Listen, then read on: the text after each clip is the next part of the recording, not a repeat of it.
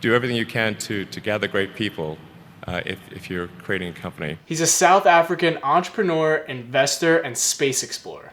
He's best known for founding Tesla Motors and SpaceX. His estimated net worth is $20.5 billion. He's Elon Musk.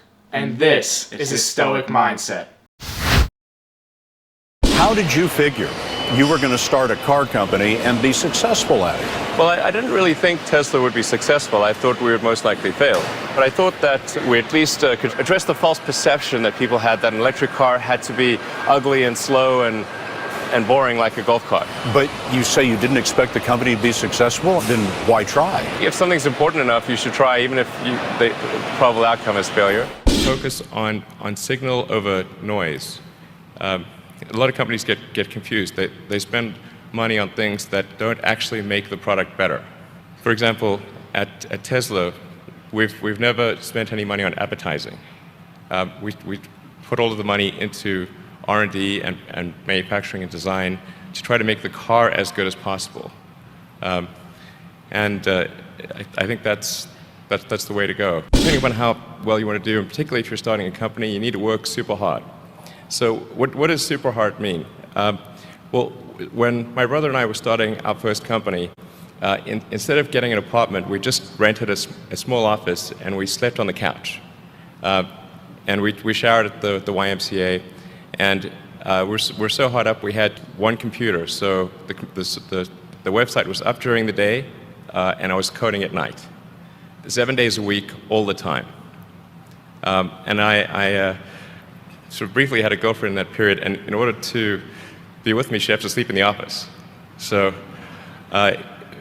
work hard, like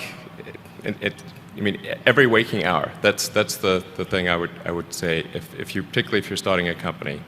And I mean, if you do simple math, you say like, okay, if somebody else is working 50 hours and you're working 100, you'll get twice as much done in the course of a year as the other company. If you're creating a company or if you're joining a company, the most important thing is to attract great people. So either join a group that's amazing, that you really respect, or if you're building a company, you've got to gather great people. I mean, all a company is a group of people that have gathered together to create a product or service. And so depending upon how talented and hardworking that group is, and the degree to which they are focused cohesively in a good direction, that will determine the success of the company. So do everything you can to gather great people if you're creating a company. I think certainly being focused on something that you're confident will have high value to someone else, and just being really rigorous in making that assessment, because people tend to, a natural human tendency is wishful thinking. So a challenge for entrepreneurs is to say, well, what's the difference between really believing in your ideals and sticking to them versus pursuing some unrealistic dream that doesn't actually have merit? And that is a really difficult thing to tell. Can you tell the difference between those two things? Right. You know? So you need to be sort of very rigorous in your self-analysis.